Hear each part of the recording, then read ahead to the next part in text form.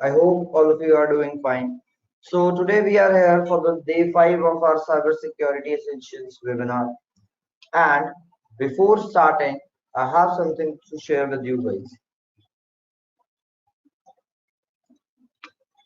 So what we have a LMS guys where you can watch the lectures. We have 195 lectures in that LMS, and there are 19 hours of total video, and you are getting it in 999 only. The courses that you are getting over there is A plus, a basic course, then introduction to networks, right? Then Linux fundamentals, how you will work with the Linux, and security and cloud essentials as well, right? So these are the courses that you will be getting in 999 only.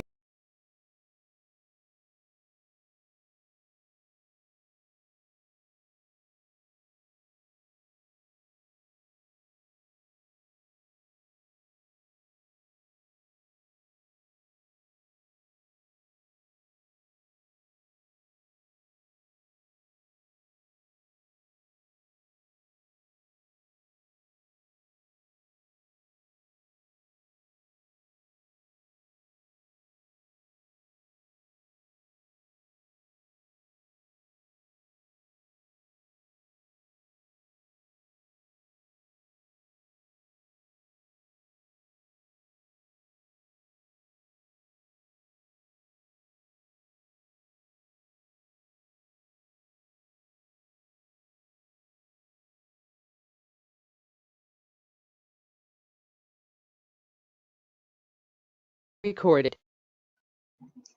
Hi everyone, good evening. I hope all of you are doing fine. So today we are here for the day 5 of our cybersecurity essentials webinar.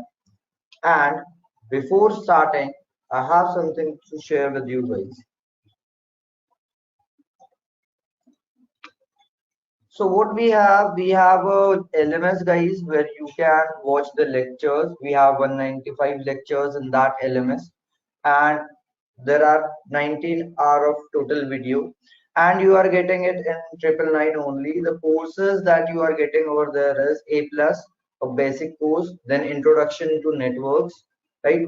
Then Linux fundamentals, how you will work with the Linux, and security and cloud essentials as well, right? So these are the courses that you will be getting in 999 only, and you can go for the particular LMS and get these courses over there. So I will be pasting the link of our LMS as well in the chat. So if you guys want, you can visit our LMS and go with that, right? Okay. Now moving on to the agenda for the webinar, guys. Now today's agenda is authentication controls, right? So we will be talking about authentication, then implementing network security appliances and access controls there, right? So we will be talking about protocols as well and what types of authentications that we have. So let's start this. First thing, authentication. So what is authentication?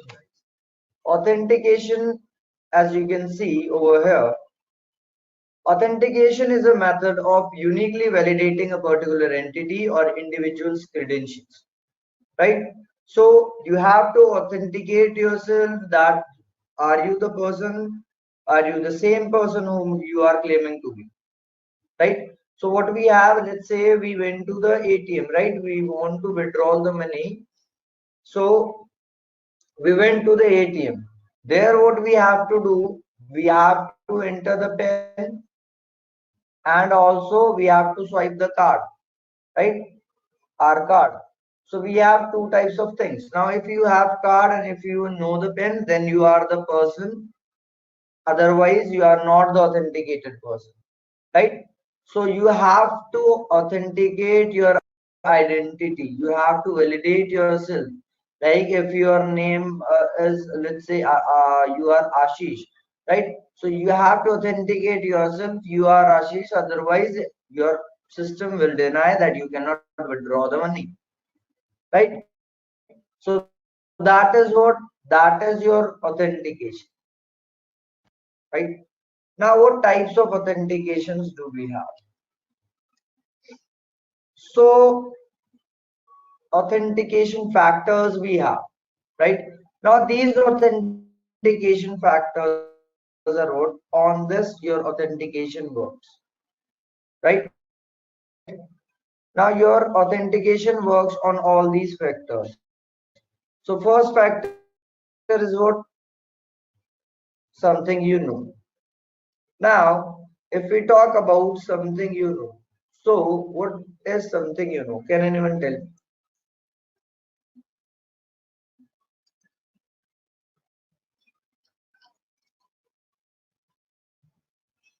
Anyone from the team? Something you know.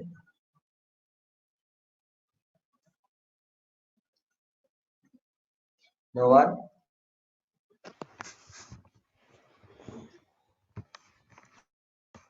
Password, pin, okay, username, correct. So something you know means you know the password, right? The credentials that you have, correct, Mr. Sheet? So pin or password, right? So this is something you know. Now next thing we have is something you have. What you have? Can anyone tell me? Something you have. What is something you have? Correct. Token or access card.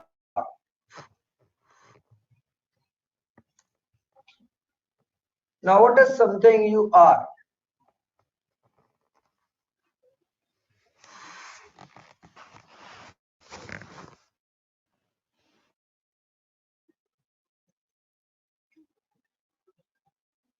Okay,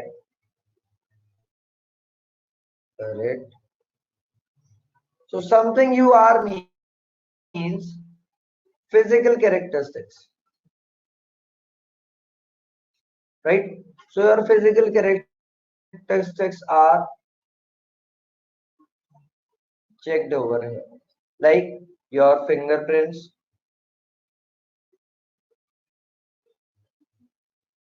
retina scanners.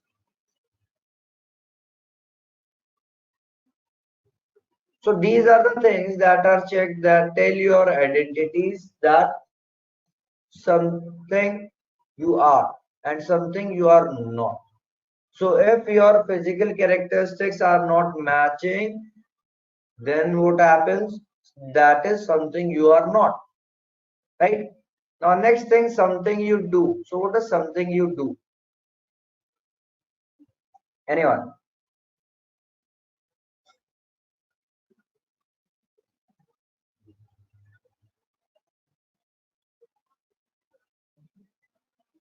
Access, okay.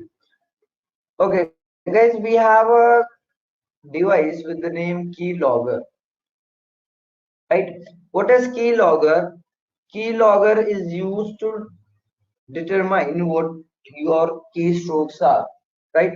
So you will be finding out the keys, that what keys the user is pressing, for how much long he is pressing, right? That pattern as well, and the typing speed as well, right? So that is what keylogger. So that is something you do. If that keylogger finds out your pattern has changed, your typing pattern has changed, so it will directly alarm the administrator that this person is looking different, right? So that is something you do. Now, one more thing I want to add over here is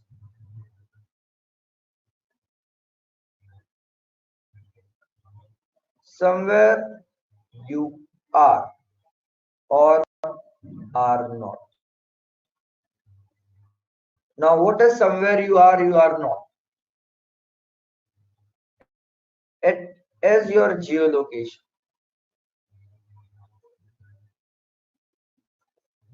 So what happens? Let's say you are working from India every day and you're logging in from India. Now one fine day what you did, you directly went to Singapore and you logged in from Singapore. So that will be flagged because that is your behavior and somewhere you are, your geolocation, that every day you were logging in from India. Now, what happened? Are you attacked? Is someone else using your credentials and your account from Singapore? So that's why it will be flagged and it will alert the administrator, right? So that is your somewhere you are or you are, right? Okay. Now next thing we have is authentication types. So in authentication types, what we have? We have username and password authentication. So we have to enter the username and password for that, right? So it is what? It is a combination of username and password, and it is most widely used authentication scheme, right? So in this, what happens? A system compares the user credential against credentials that are stored in the database, right? Now, after that, it authenticates the user if the username and password are matching with those in the database. It will authenticate him. If not, the user is denied access. Right? So this method is not very much secure, but it gives us security, some security. Right? Now, what happens? Let's say you have Facebook. You are accessing Facebook. Right? So this is your device and you have Facebook. You will do what? You will enter username, you will enter password, right? Those usernames and password will go to where? Will go to the server, right? Now inside that server there is a database, right? Now that database is storing the username and password that you entered while creating your account. Now that username and password that you entered in your Facebook while browsing, while starting, so it will go to the database server. And in there, in the database, it will be checked that the pre-saved username and password are matching with the ones you have entered now. So if they are matching, so you will get the Facebook login page and you will get your profile. Otherwise, it will reply back to you and it will say that incorrect password, try again. Right? So that is your username and password authentication. Right? Now, if anything, any authentication that is based entirely on username and password combination, right? Which is entirely based on your username and password combination, that is also sometimes called authentication by assertion, right? So because why we call it like that is authentication by assertion, because once the client has a valid set of credentials, it can use them to assert its identity. Those username and password will become your identity now, right? So you will be identified by those username and password. So that's why we call it authentication by assertion. Clear? Okay. Now next thing that we have is multi-factor authentication. Now what is multi-factor authentication? Anyone? Anyone?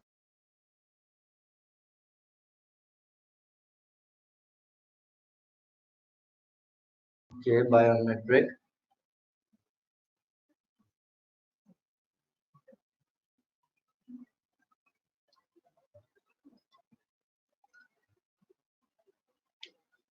So multi-factor authentication is any authentication scheme that will require the validation of at least two possible authentication factors, right? So what we have these authentication factors.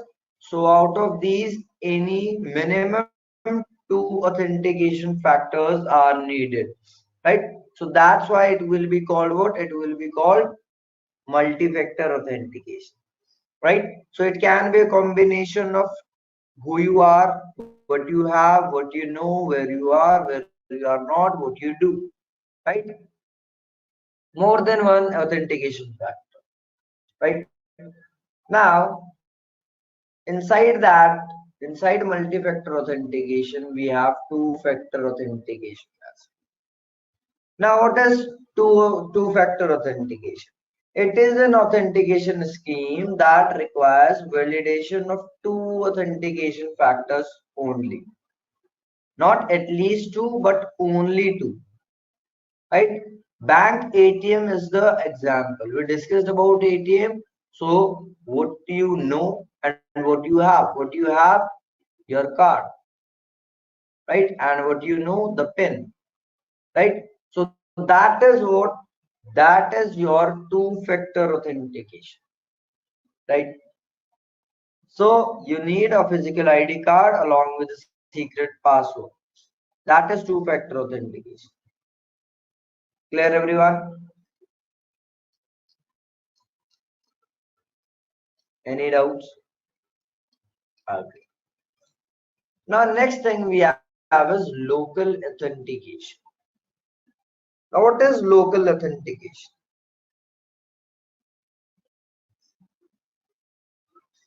Using an external login service. Okay.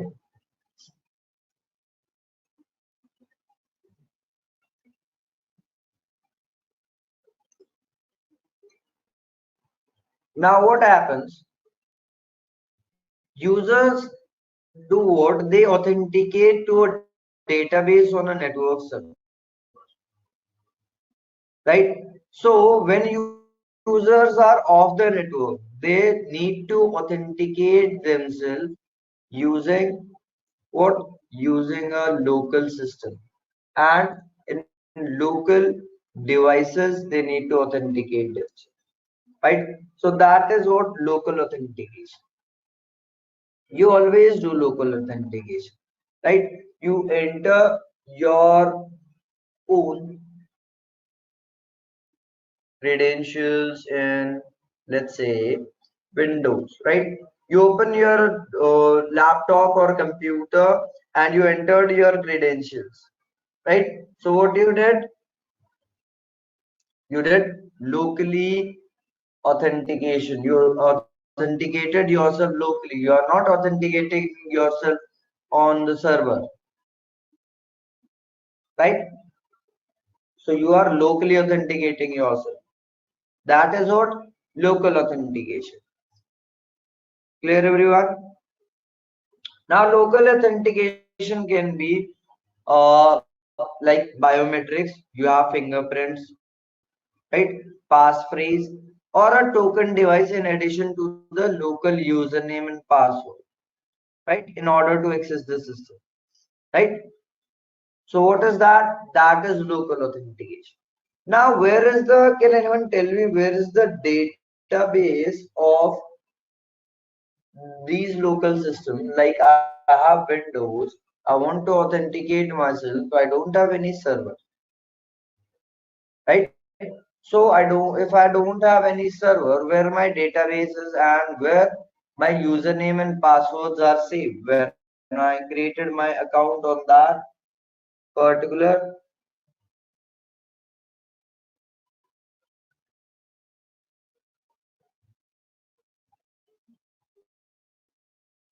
anyone? So where are those database saved in your Windows? Can anyone tell me the file as well? Where, in which folder it is?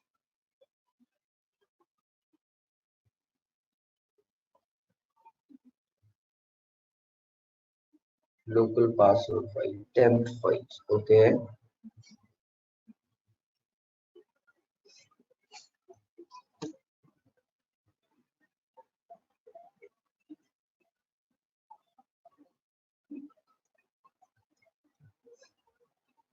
Flash memory. Okay. Are your passwords saved in flash memory? Do you use that, Mr. Sheetal?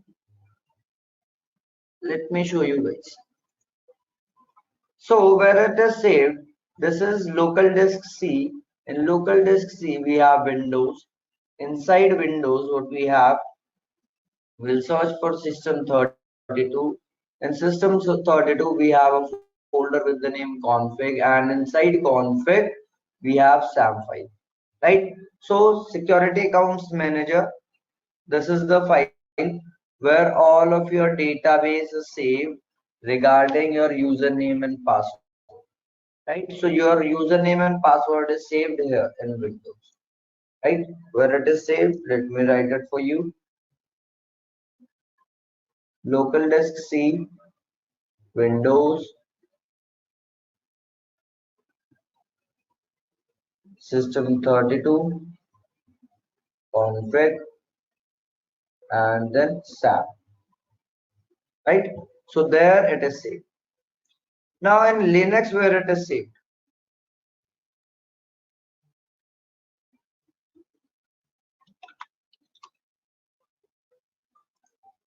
So as you can see over here, so Mr. Rajshekhar, you are saying in Linux it is saved in /etc/password. What others say? Is it /etc/password?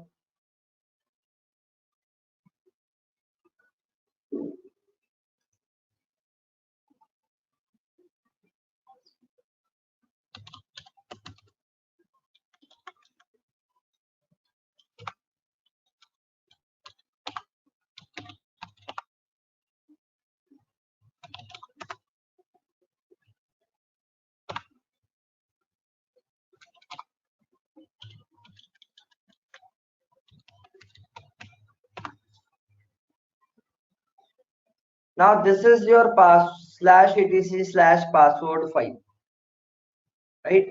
This is your PSSWD file. Can you see over here? Is there any password saved? These are the usernames. Always remember, in your password file, you will always get usernames. So all these are your usernames.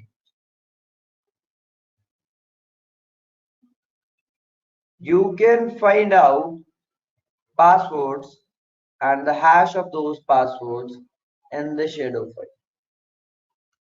Where you can find it in the shadow file. As you can see, this is my root user, and root user is having the password hash, right? So this is where your local authentication is done. So these two files are used.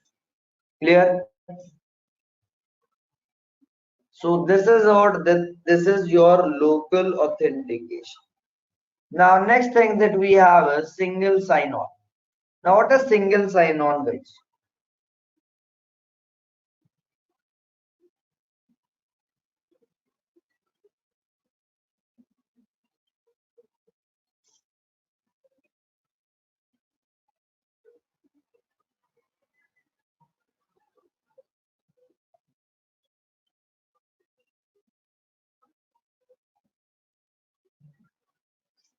Log in with single credentials.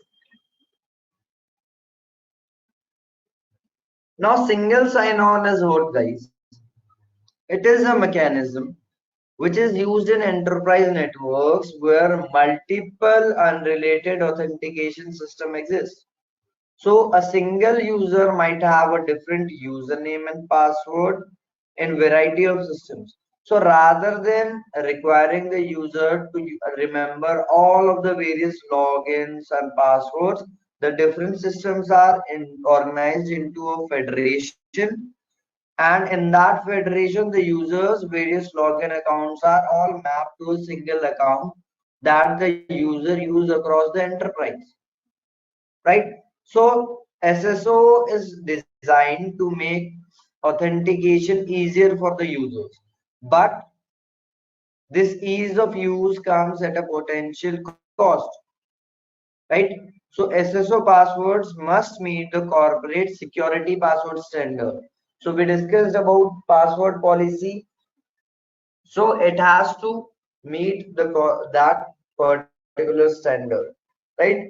So that is your SSO. Now you do open your mobile phone, right? You entered, like you have a mobile phone and you entered some password, right? And that password is accepted and you enter. Now you can use any application inside your mobile phone. So that is also an example of single sign-on. Clear everyone? Any doubts?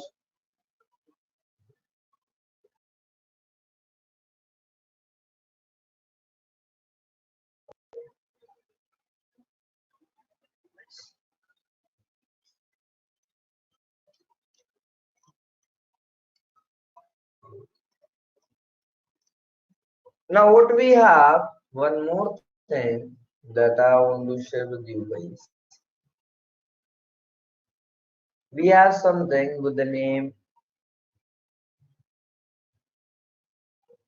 LDAP. Now what is LDAP, guys?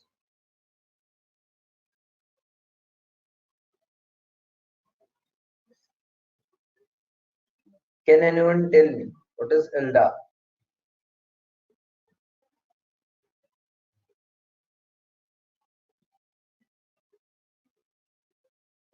Correct. And what it does, Mr. Diego?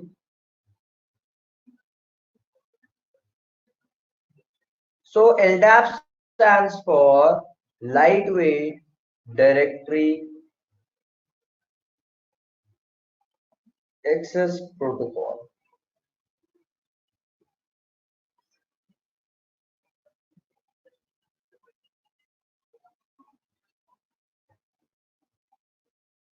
Right? So your lightweight directory access protocol, it is used for active directories, right? So it is a directory service protocol that will define that how the clients can access information, perform operation, and share the directory data on a directory server. Now, it was designed over your TCP and IP, right? So on TCP IP networks, it will work, right? Now, in most of the implementations, what happens, your LDAP relies on DNS. On what it relies on? It relies on DNS, domain name system, right? So it relies on DNS. What happens? DNS does what? DNS enables the clients to find the server that is hosting the directory LDAP. So DNS is helping in that. Now, then what happens? The LDAP servers enable the clients to find the directory objects, right? So that is what, that is your LDAP and DNS, right? So let's say we have this LDAP server. So in that LDAP server, the directory server, right? What happens? Your DNS is enabling the clients to find out the server. So let's say ldap.com is my domain. So I'm using this domain. This domain is taking me to this particular server, and then this server is enabling this client to access the objects that are saved in this directory. Right? So this is what, this is your LDAP. Clear everyone?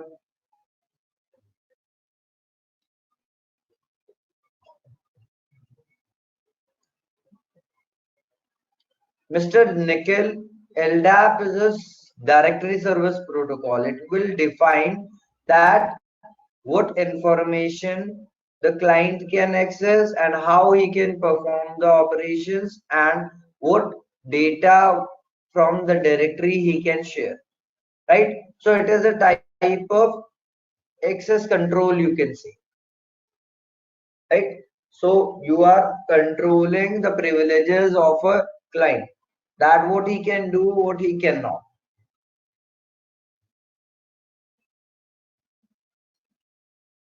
Got it?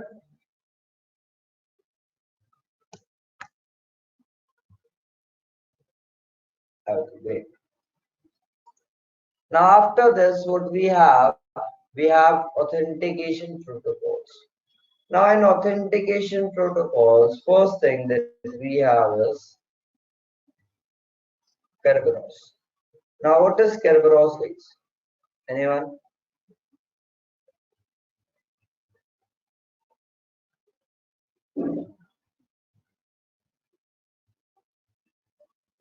Anyone from the team Kerberos?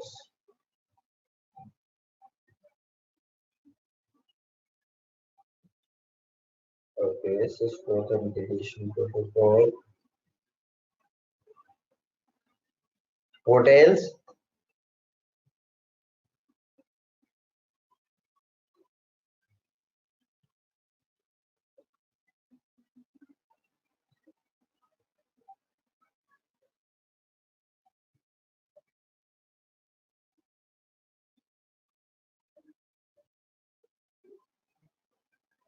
Okay,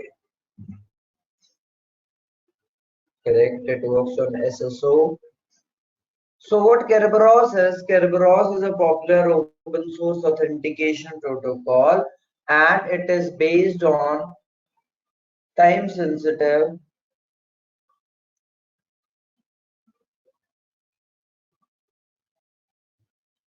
ticket granting system, right? So time sensitive ticket granting system it works on. It was developed by MIT, right? And it works on SSO, single sign-on. So it was developed to use a single sign-on method in which user will enter access credentials and then they are passed to the authentication server. Now, which authentication server? This one. So this is what?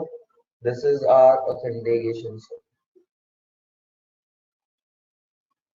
Let's say this is our authentication server, right? So what authentication server has? Authentication server has access list and access credentials that will be saved with every username, right? So Kerberos can be used to manage access control to several services by using centralized authentication server, right? So what we have this authentication server. Now how it works? Can anyone tell me?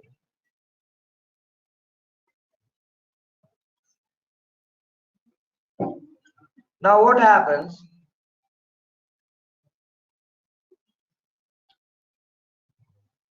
A user logs on to the domain, right? So with credentials, the user is logging on to the domain. So first thing what he will do, he will send the credentials to the authentication server, right? And request a ticket granting ticket. So there is ticket granting ticket from ticket granting services it will ask, right? So what it has ticket granting ticket. It the server will do what? This authentication server will reply back with a ticket granting ticket, and it will be a timestamp ticket that will tell at what time you will be able to use this particular service, right? Now after that, what happens when he got when this client got the ticket granting ticket, this after when the time has arrived, so the authenticated user, this does what? It again gives this ticket granting ticket to the authentication server, right? Like I have this ticket granting ticket. Can you please provide me a service ticket to access a specific source? So he want to access this thing. So he want a service ticket. Now what happens? This server will again provide a service ticket, right? So a service ticket is given. Now after that, the service ticket is shown to the domain which the resource that which this user wants to access. And then what happens? This resource will do what? This resource will authenticate him and allow the access. So that's how your Kerberos protocol works.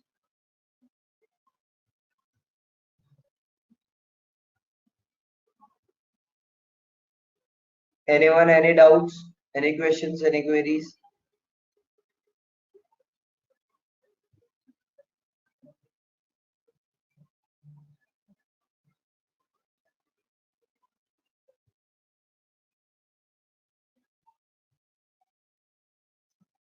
Okay. Cool with this part? Now we have remote authentication protocols. Now two types of remote authentication protocols we have. First one is radius and second one is TACACS. So what is radius and what is TACACS? Anyone? Radius stands for remote authentication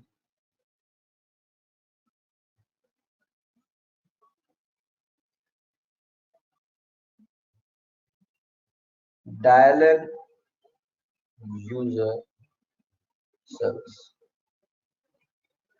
So this is the full form of your radius, that remote authentication dial-in user service.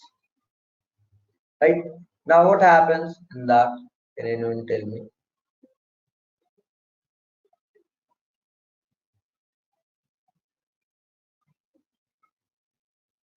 So it is a protocol, right, that enables a server to provide centralized authentication for the remote user. So when there are a lots of servers, several remote access servers, so what you can do, you can configure one of them as radius server and others as radius clients, right? So your radius server and radius clients are there. Then what happens? The radius clients will pass all the authentication requests to the radius server for the verification, and the user configuration, remote access policies, and usage logging can be centralized on the radius server, right? Now, radius is also supported by VPN servers, virtual private network, right? Now, Ethernet switches requiring authentication, that can also be done.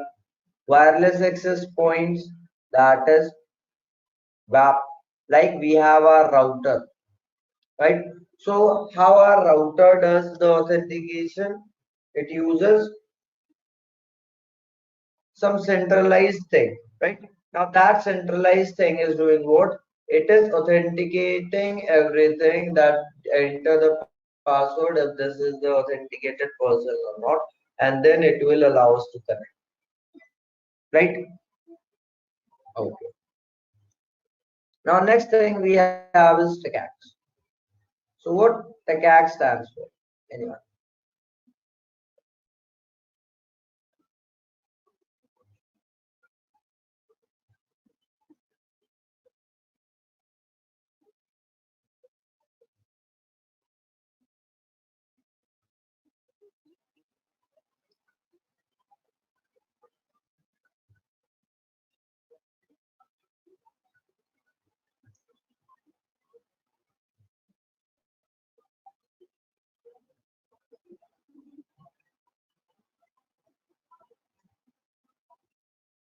anyone. So TACAC stands for, correct,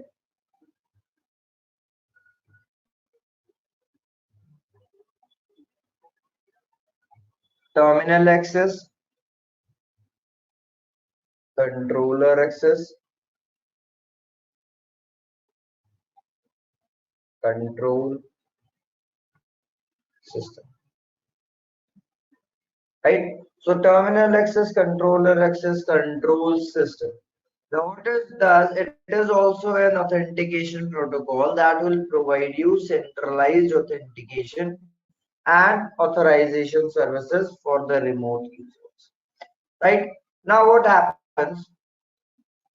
What is the difference if both of these things are doing the same work, centralized authentication, then why we use TACACs now again, right? Now why Radius? If Radius was there, why we created TACACs, why we developed TACACs? What is the difference between these two? Anyway, range, radius, UDP.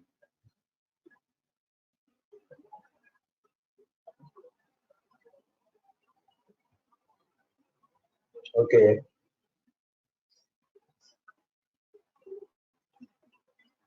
So radius is, if you are saying that a radius is using UDP, then what is the drawback of that?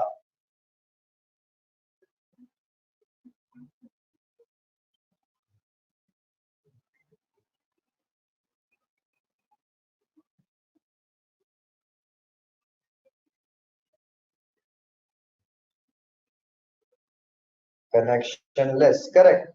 So radius uses UDP so that your data can be dropped in between and it will not retrieve the data. It is not reliable. And in TACACS, it is using TCP, right? So it assures you that your data will be reaching to the particular receiver, right? Now what happens, guys? One more difference is there. Security, right? What difference is the security? Now what is security? If we talk about the security, so radius does what? Radius, if we write it over here, it encrypts the password.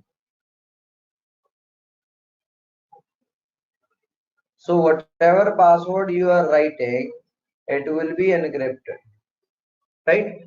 Now TACACS does what? It uses process-wide encryption. Now what do you mean by process-wide encryption? Your whole process is encrypted, right? You own not only the password, your whole process, your username, your password, the going of username and password, that is also encrypted. So these things are encrypted. So that is what, that is the CAX, right? So this is the working and the difference.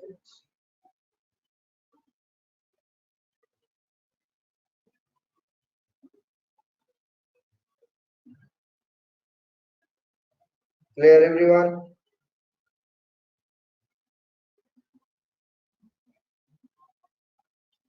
Your wireless access point, Mr. Sheetal, your router, when you are connected to your router,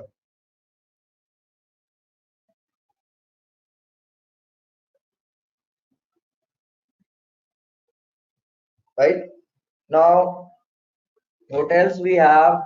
We have access servers, right?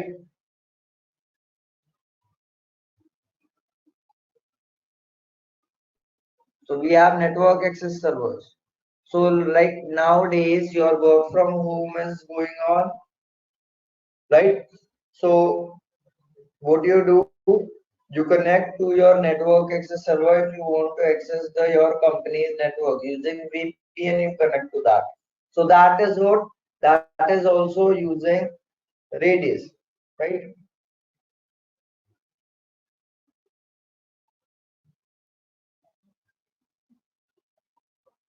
Now, if you encrypt the whole process, then it will be attacks.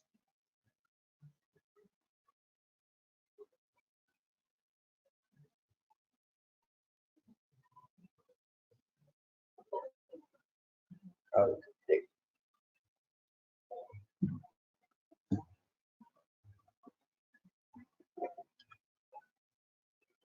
Now, next thing that we have is access controls. Now, what does access control is?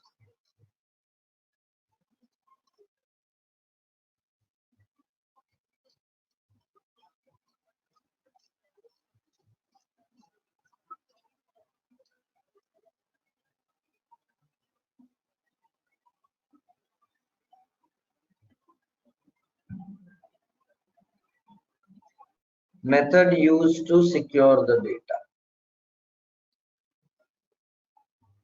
Okay, great.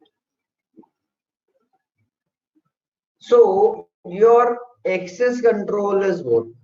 Access control is a general term that is used for collected protocols, policies, and hardware. That does what? That governs the access on a network connection. Now, your one thing that we have is we have network access control, right? So network access control does what? It provides an additional security layer that will scan devices for conformance and allow all the quarantines updates to meet the policy standards. So all the policies that we use, so those policies will be, you have to stick to those policies. So network access control does that, right? And once the network access control policy is determined, professionals must determine where your network access control will be deployed within their network structure. Now the standard it has is IEEE 802.1x, right? So for that we have different protocols, like we have EAP, EEAP, we have LEAP,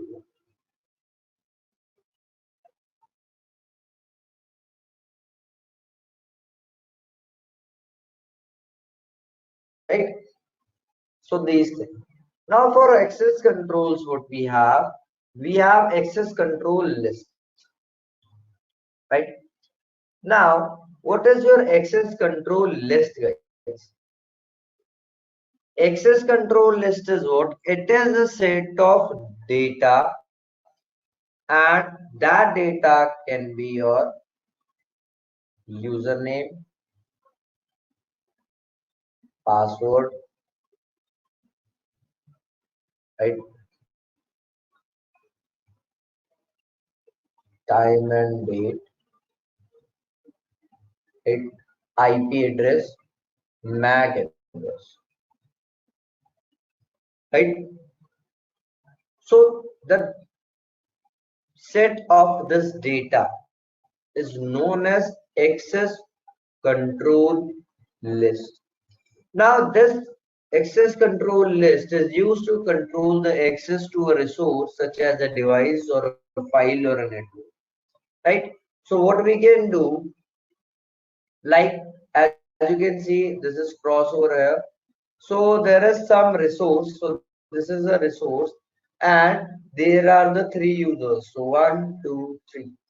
So these two users, they have using access control list, they have the privilege to access this resource. That's why it's green over here. But this second one, the user 2, it does not have the privileges. He can use this resource. So that's why that's red cross over here. Right? So this is your access control list. Right? It can be configured to allow or deny access to the resources, and an implicit deny all clause placed at the end of the ACL will deny permissions to all the traffic. Right?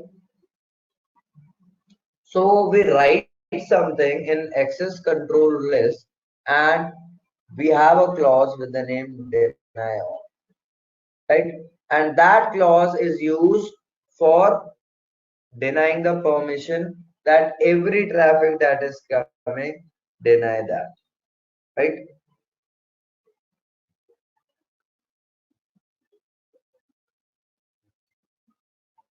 Clear, everyone?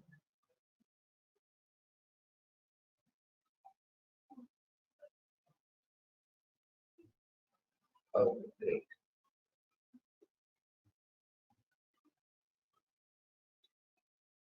Now, next thing that we have is a file.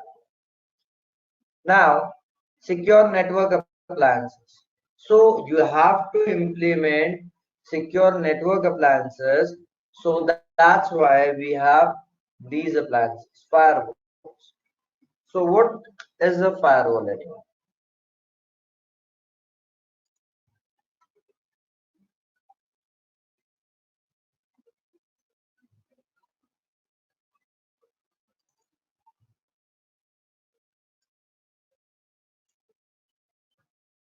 Anyone firewall?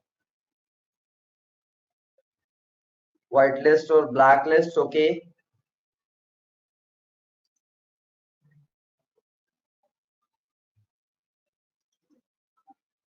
Network security system, okay.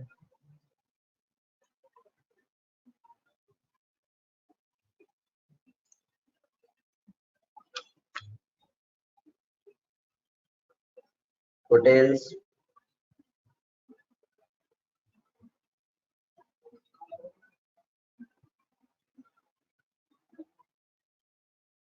perimeter network security device, a layer of protection for devices on network, okay.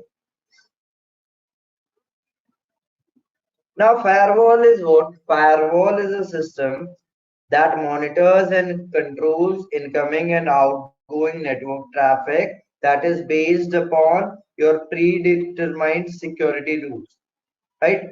So it does what? It establishes a barrier in between a trusted network and untrusted network. So as you can see here, we have our firewall and our trusted network inside, right? So what trusted network we have? Our trusted network is this whole, right? This is my trusted network. It is my internal network of the organization. There I have placed the firewall, and some data is arriving from the untrusted network. So internet is our untrusted network.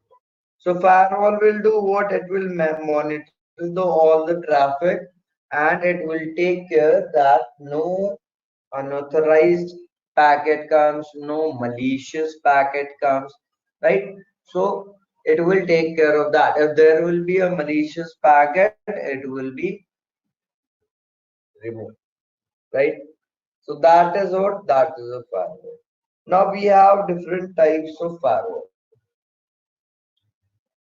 So we have these types of firewalls. What are, can anyone tell me, what is packet filtering firewall?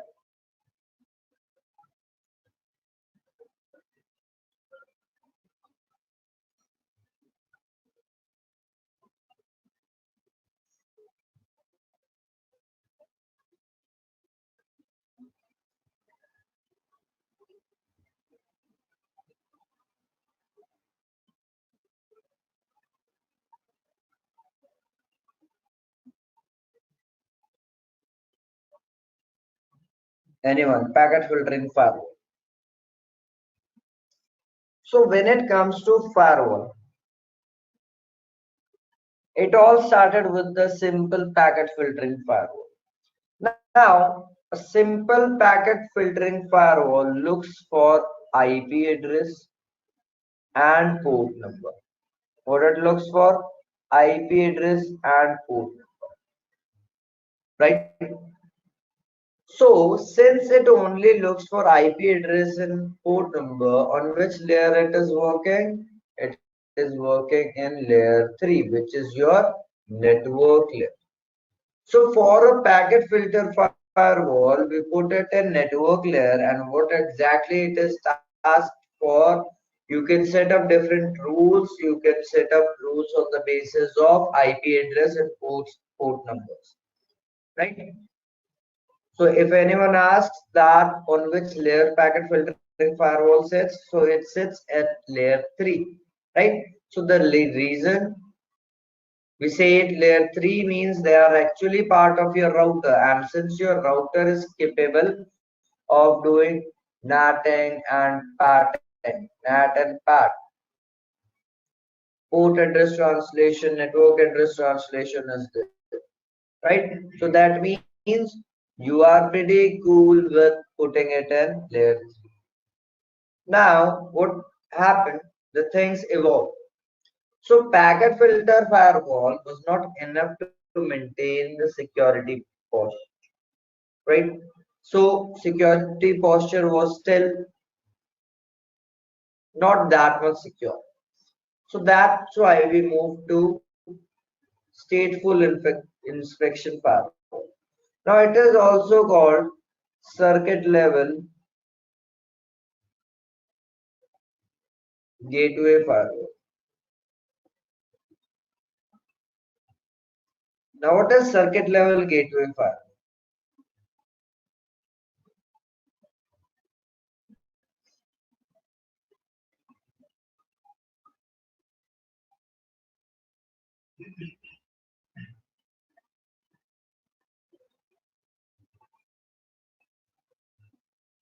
Now, circuit level gateway firewall. This particular firewall works at session layer, right? On which layer? Layer 5, which is session layer. Now, what it does, it determines whether a particular session should be allowed or not. That means you requested for, let's say, facebook.com, and your request went to where? Your request went to a proxy. So this is your, let's say, internal network, right? So there are different PCs over there. Now this is your internal network. You want to access facebook.com, this which is in here, in this web server, right? So what happens? Your request for facebook.com will not directly go to web server. It will go to a proxy that is sitting in between. So this is what, this is a proxy. Now what happens? That proxy will decide whether your request will go to Facebook or whether you get an error message that you are not allowed for accessing this website, right? So that is what, that is your that happens in your company's network, right? So all the requests that are leaving your system, destination for all those requests is a proxy, right? Now all the requests that are arriving out from the internet, destination for those are your proxy, and this proxy is where your when the from internet the data will arrive, it will stop at this proxy. Now this proxy will distribute the data to the people that are sitting in the net, right? Now let's say what we have is, we have this proxy. Now the data arrive for these systems, like let's say these are the clients. So these are the client setting. So for these clients, who is originating that data? That data is originated by your proxy, right?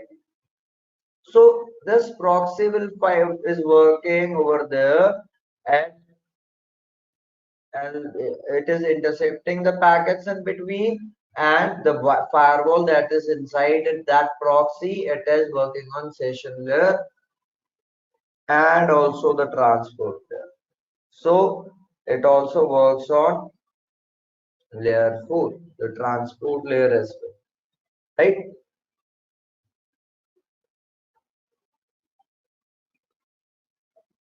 Mr. Rajat, your NAT stands for Network Address Translation and PAT stands for Port Address Translation,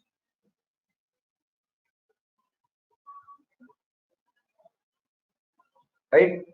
Okay, great. Now, next we have is proxy firewalls.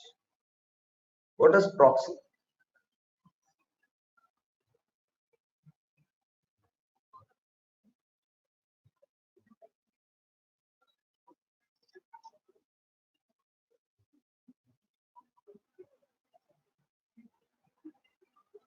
Passing the network, okay.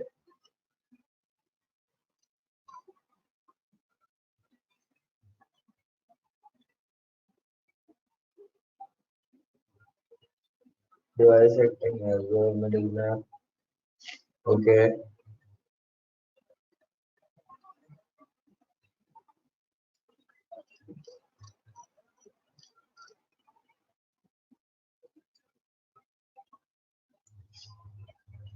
So these are also called your application level firewall.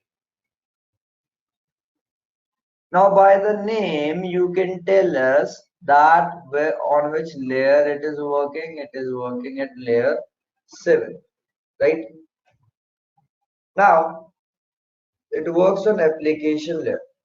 That means now it can see all the traffic of all the protocols, like your FTP, your telnet, right? And your HTTP, HTTPS, others as well, SMTP, SNMP, all those things. It can check the traffic of all the protocols. So it is working on application layer. It is capturing all the traffic that is sitting in the application. Yes, Mr. Nikhil, same like your web application firewall.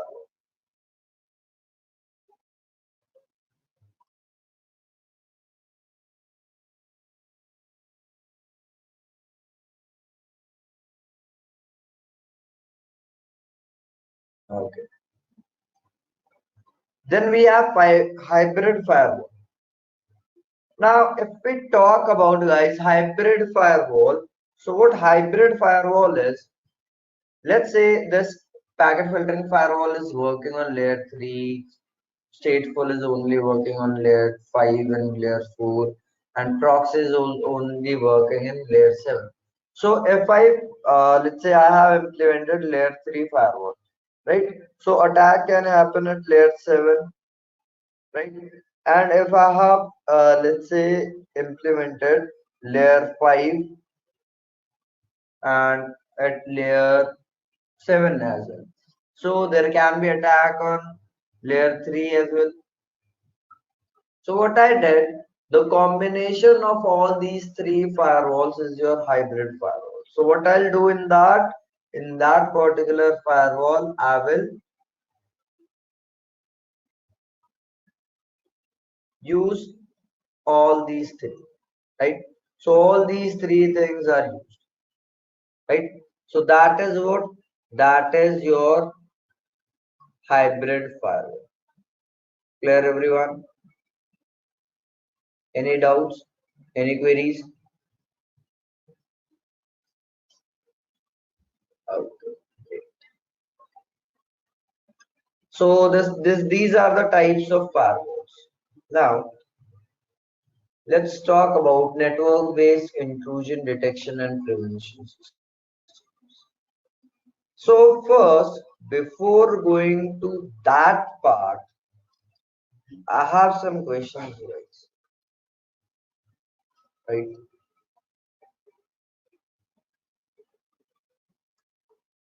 We have firewalls, right? Why we need IDS and IPS then?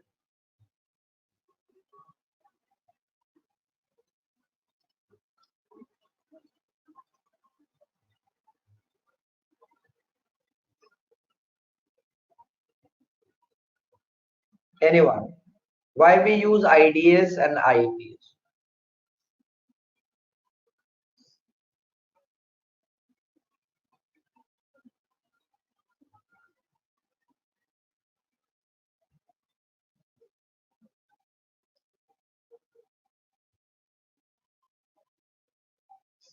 Okay. So what we have, guys? Let's say I have a firewall, right? I have used a hybrid firewall. Now tell me, the firewall is of two types: software or hardware. Now, where I will implement software firewall, where I will implement hardware firewall.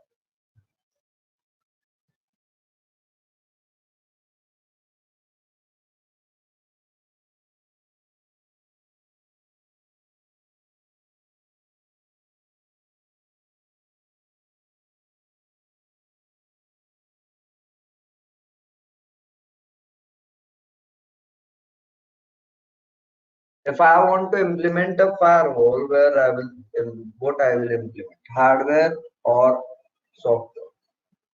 Now, first we have to understand what is hardware firewall. Now, if I talk about hardware firewall, so it is what? It is a stand-alone device, right? So the network traffic is filtered using the packet filtering technique, and it is used to filter out network traffic for large business networks. Now, your software firewall is a software program that is installed in your computer.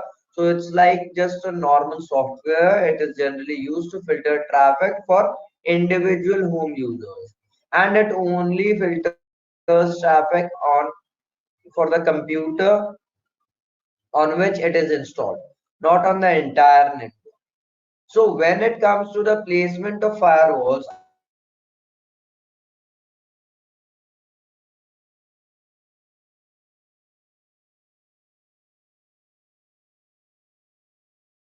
either you can place it in network, either you can place it in the host, right? Either you can place it in network in the host, right? So the reason every device is that, let's say we have a company and that company has 2000 employees. So they have to purchase 2000 licenses, right? So is that cost justifiable?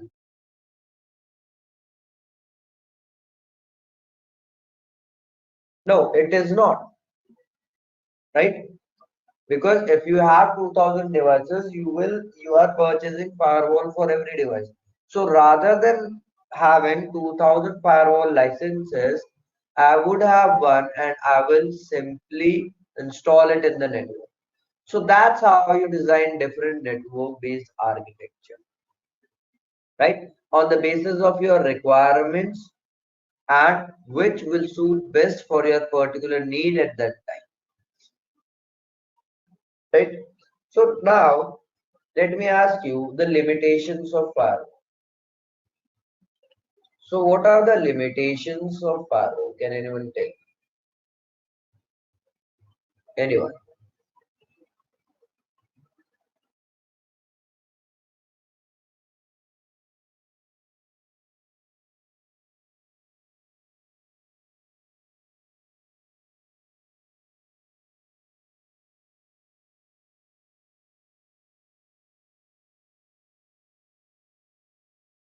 Okay, firewall can not notify internal attacks, correct?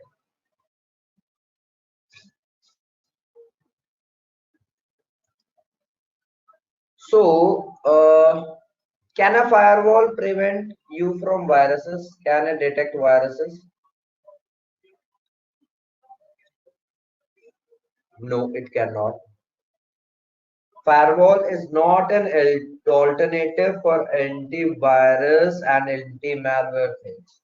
We have next generation firewalls. You can say that we can mention antivirus in there, but the core thing is firewall is not able to detect such kind of things, right? So that is the primary reason which switched to SOC, Security Operations Centers. If firewall was doing that good of a duty, would you ever switch towards a SOC? Think from an organization's perspective.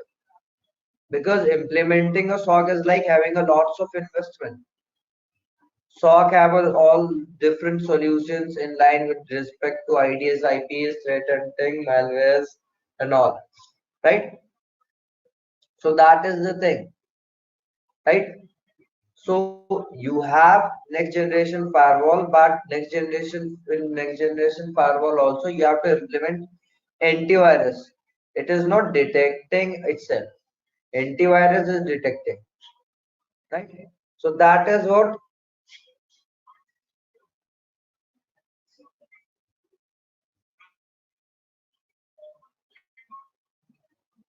a limitation, right?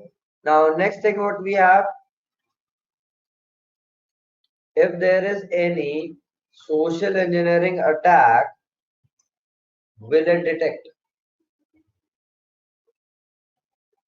If there will be any social engineering attack,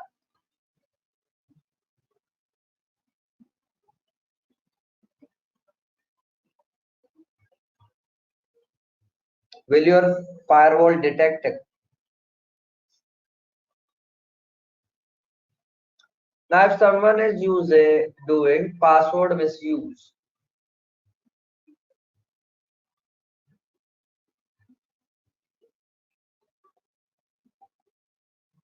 Mr. Abhimanyu, if someone you are sitting inside the network, right, of your organization, someone calls you and said you won a lottery, will your firewall detect that?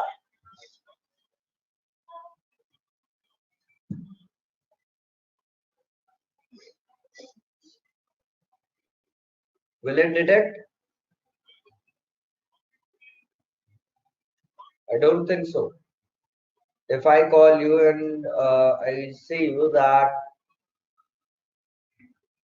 you have won a lottery, click on this link to claim your reward.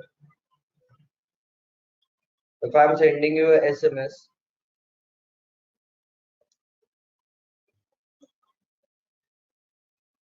yeah, that's a late issue,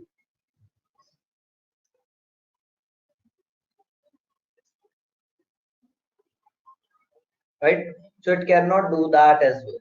Now, very interesting limitation. A firewall, can it prevent you against attack that are originating from common ports and applications? Like if some attacker is using port 80 and it is open in the firewall, so will it detect that?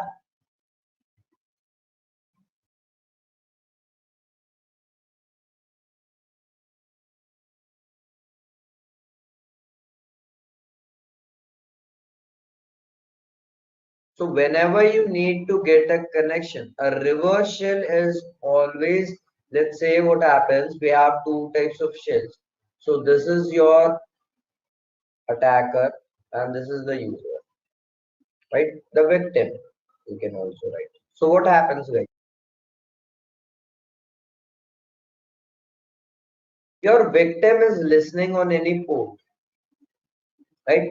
Let's say it is listening on 144 port, 1445, right? Now what happens? Your victim is listening on any port and that attacker is trying to connect it. This is called bind shell. Always remember this is called bind shell. When victim is listening on any port and attacker is connecting to that.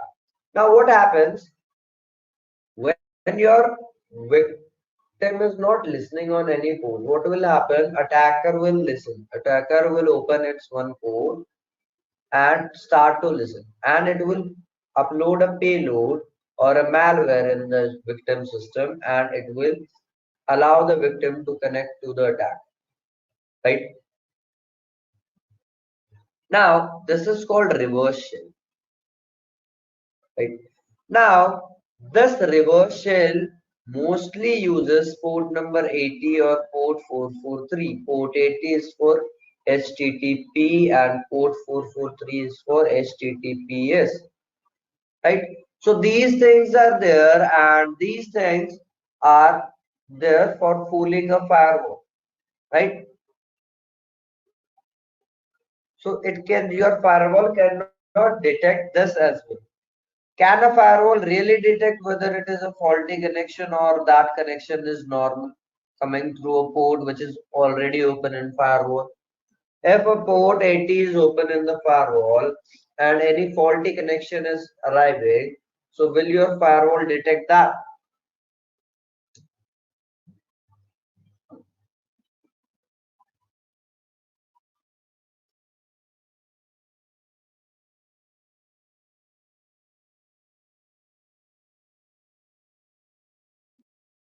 No, it will not. So that's why where we move to network based intrusion detection or intrusion prevention system. Now, what we have two types of things, IDS and IPS. IDS stands for intrusion detection system and IPS stands for intrusion prevention system, right?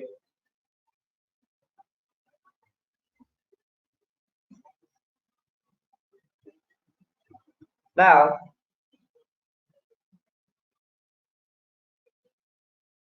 what happens in that? Intrusion detection system is what? It is something that will inspect all inbound and outbound network traffic for suspicious patterns, and it may indicate a network or system security, right? Now, your intrusion prevention system will do what? It is also called your active IDs, right? So it is capable of not only detecting the intrusions, but it will also block them. So it is a continuous monitoring system that acts as an additional layer of protection, right? Okay. Now these things, how these things work? So these things work on the basis of your signatures. Now what are signatures anyway?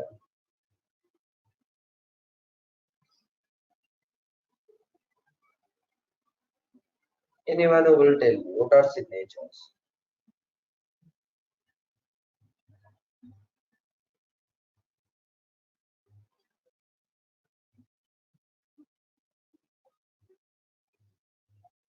So let's say what I want. I have my IPS installed in my network. So I will configure that, and I want to check if anyone is sending a file with .exe format. Right? If anyone is sending a file using this format, so what will happen? That .exe format will be blocked. So for that, I need a signature. So the signature of this file .exe extension will be 4D5A, right?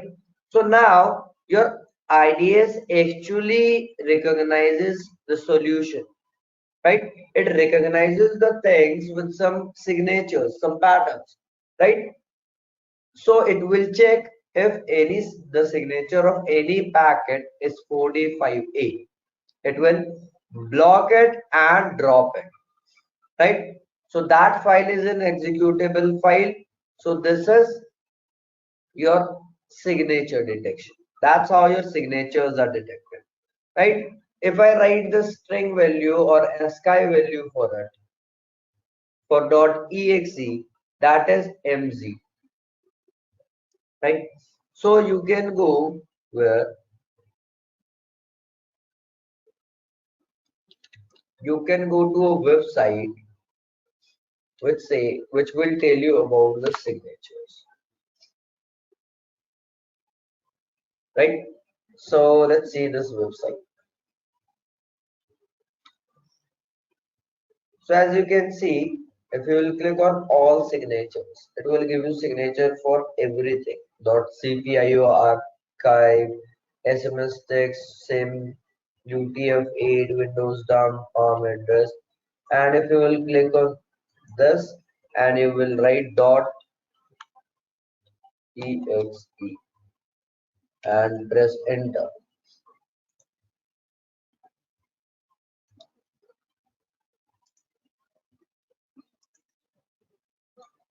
So as you can see, 4D, 5A. So this is the signature of your executable file, right? So that's how it finds out this particular thing, the signature. Second thing what it does the anomaly based detection. Now what is anomaly based detection? It is also called behavior.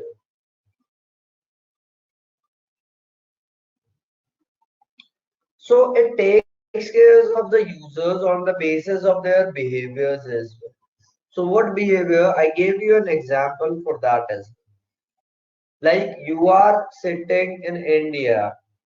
So whenever you see, like let's say everyone is allowed to log in from India, and one fine day you got a login from somewhere else, and someone is trying to log in from Russia, and that user actually sits in India office.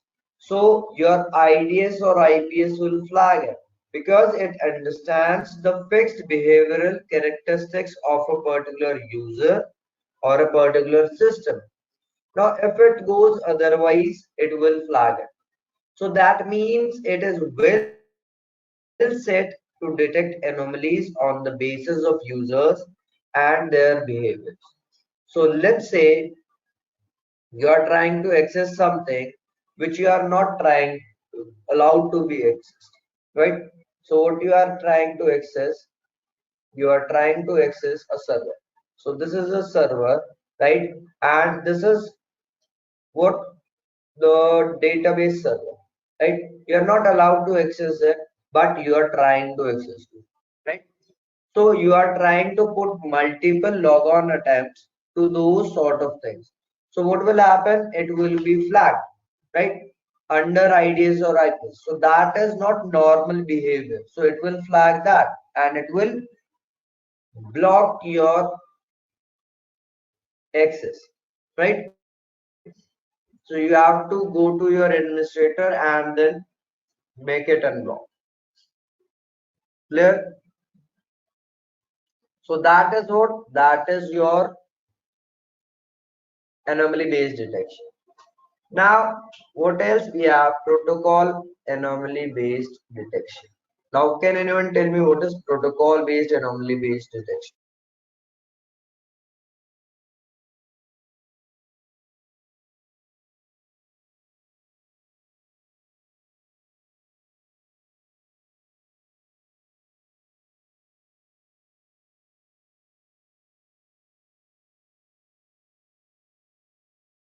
Anyone?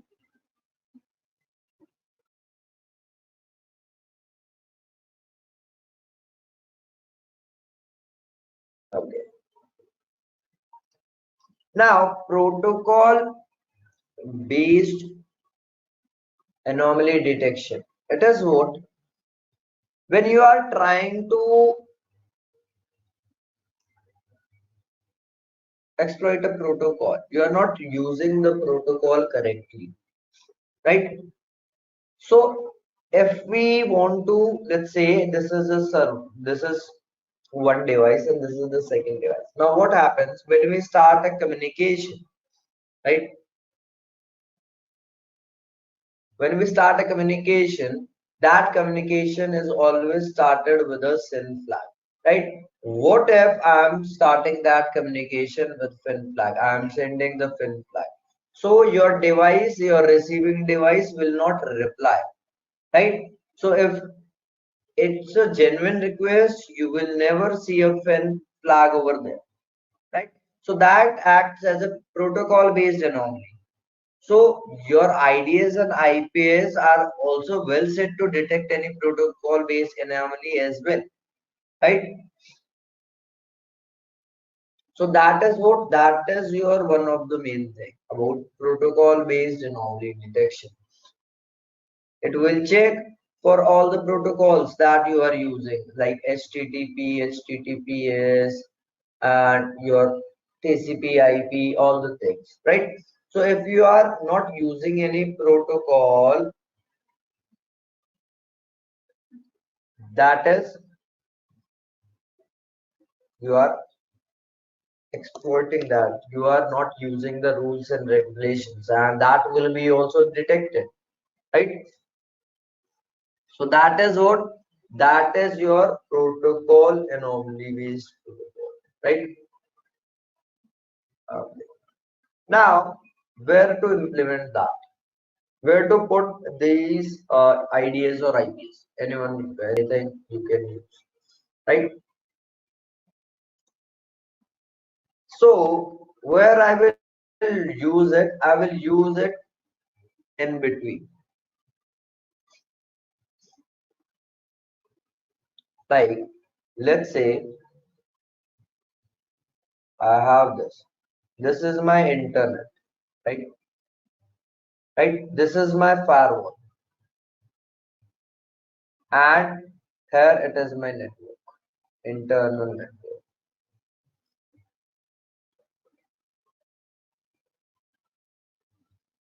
Correct. Behind the firewall and in front of the internal network. So all the requests that are coming from the internet will be passing through firewall and then this device. All the requests that are coming from internal as well, it will be passing through this particular device and then to the firewall and then to the internet. So that is where you will deploy that. Now what it will be? Will that be an IDS or IPS? What you will use?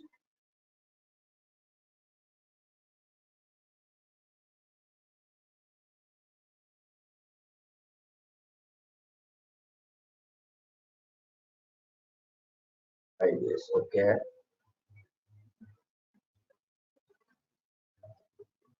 Why IDS, guys? Why not IPS? Now, what IPS will do? IDS will do what? If I am using IDS over here, right? IDS will do what? It will just only detect and alert the administrator. But if I am using IPS over here, it will alert and then it will prevent it as well.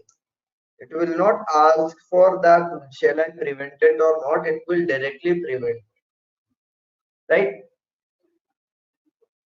So that is the thing about IDs and IPs, right? Clear, everyone? Okay.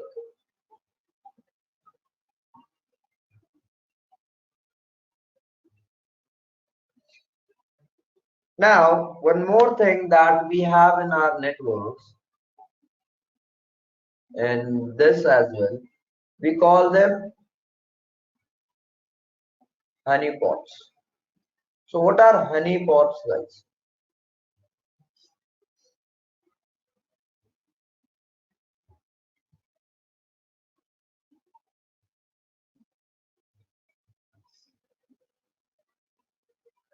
Now, Mr. Ganesh, that will do what?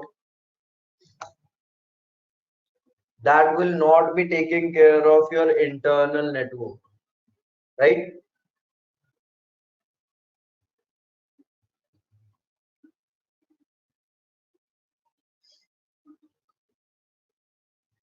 So what we have, your honeypots. Honeypots are the servers that are called, you can also call them traps, right? Now, these traps are for whom? These traps are for the attackers. So when attacker is trying to access it, Let's say there is a server. So this server is intentionally vulnerable, right? So what I have done, I have this intentionally vulnerable server. Now what happens in that? The attacker is trying this. Let's say this is the attacker. Now this attacker is trying to attack this server, right?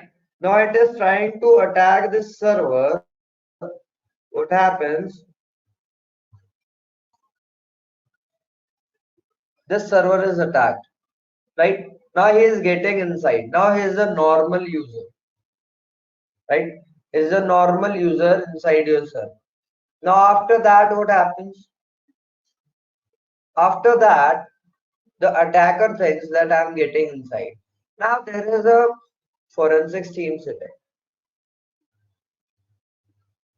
They are doing what? They are monitoring this server every time and they are checking what things that attacker is using, what techniques and what procedures that attacker is using. Right? So that is what? That is your honeypots. These are the traps. Right? So it is to make the attacker think that he is getting inside the server of the organization, but in reality he is not. Right? So that is what? That is your honeypot. A trap that is intentionally made.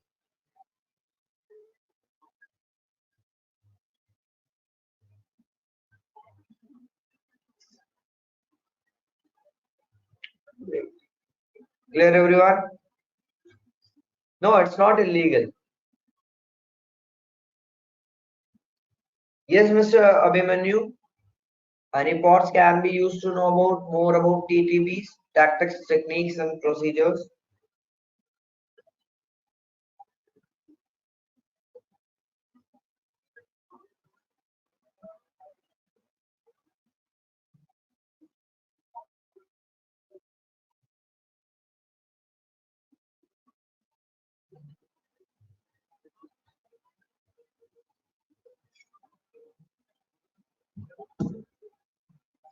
Okay, great.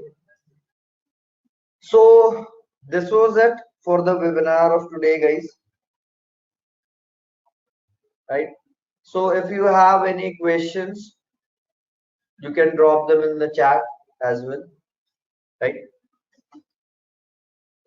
And if you want, if you have any queries regarding the course and the content, so feel free to join and ask those things.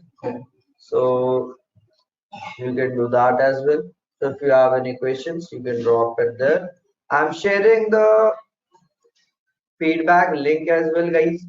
So if you want that you have certificate for attending this webinar, so fill the feedback form as well.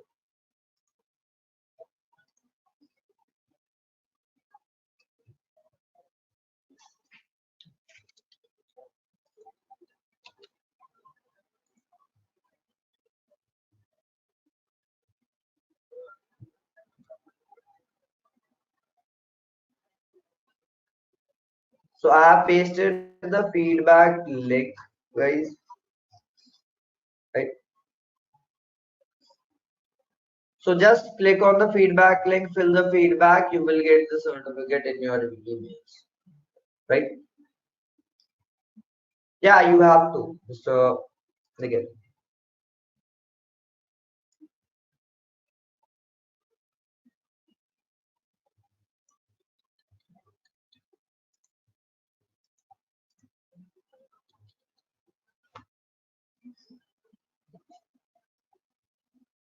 Yes, Mr. Gyanendra, you have to.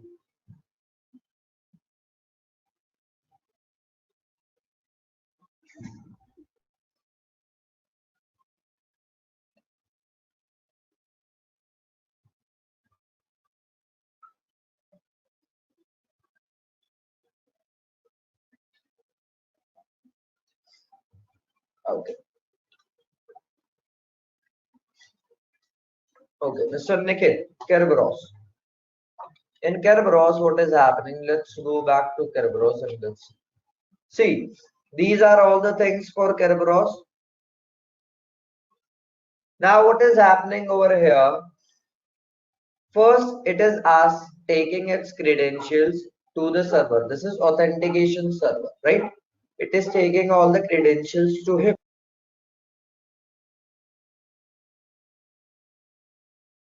Now what is happening? This PC, this client is requesting for a ticket granting ticket, right? Uh, Now, what will happen? This authentication server will provide a ticket granting ticket, which will be timestamped. So he will say that after 10 minutes, you will be able to use the service, right? Now, after 10 minutes, it will again arrive to the authentication server and it will ask for service ticket, right?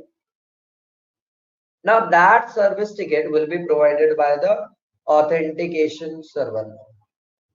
Clear?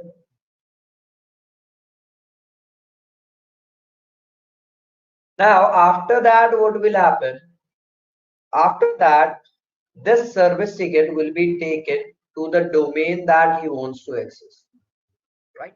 So this is what this is the service ticket. He will show the service ticket to the domain and he will be able to access that, right? So this is your Kerberos.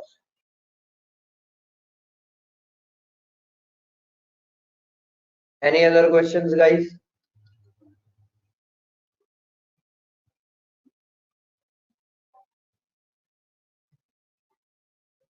So for queries, you can go for the counseling and queries. I have pasted the information. So for regarding any course, any class or counseling, you can connect to that number and or you can also email on that particular email, right? Mr. Ganesh, it's Abhishek.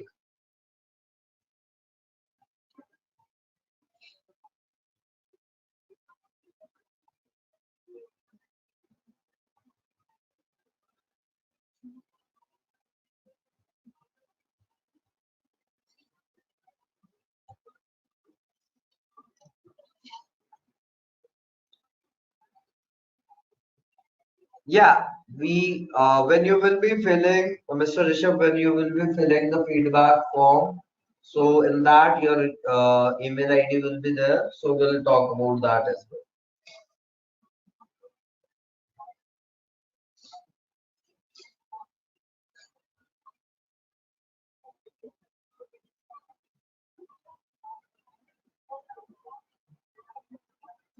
See, Mr. Abhimanyu, Kerberos works on single sign-on, so there are still vulnerabilities in that as well,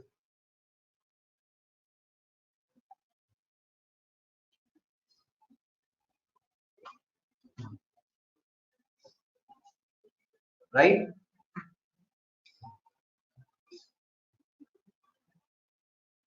So as I said, with the ease, there are potential risks as well.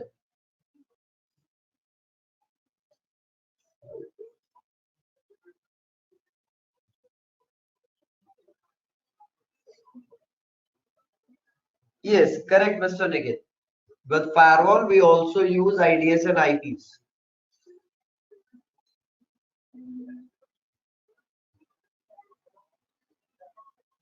Thank you, Mr. Abhimanyu.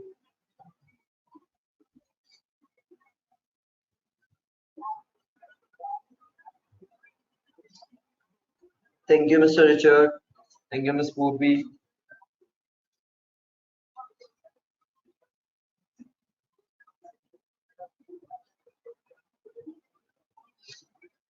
Thank you, Mr. John.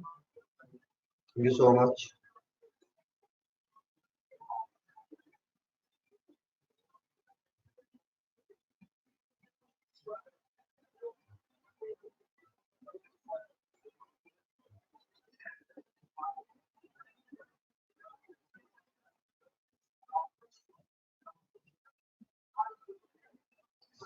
Thank you, Mr. Sheetal. Thank you so much. So you can join our Telegram channel, YouTube. for the videos and the recorded sessions, and LinkedIn as well. So if you want to rewatch these, you can go for that as well. And you can check out our LMS as well, right? So the link for LMS, guys, I'm pasting it as well. So go and check it out. Thank you, Mr. Rajat. Thank you so much.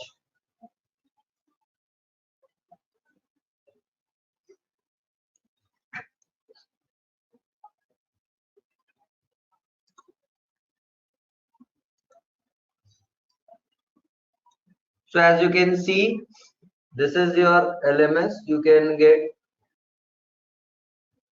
the access to the courses over here. Thank you, Mr. Nikhil.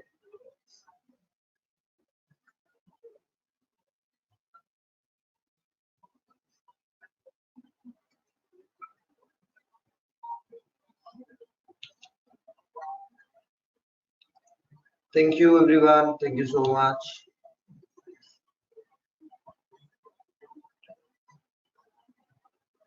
Mr. Sheetal, it's Abhishek.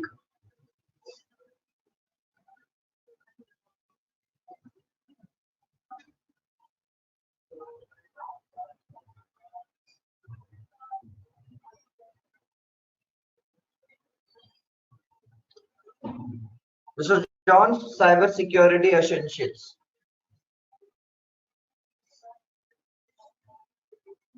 5 days, Mr. Nikhil.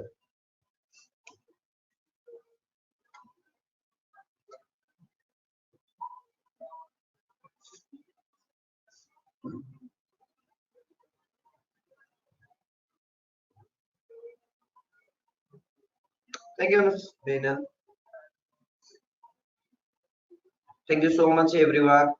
So stay safe, stay healthy, guys, and take care. We'll meet again with another great session. Thank you so much. Have a good night. Take care. Cheers. Bye bye, everyone.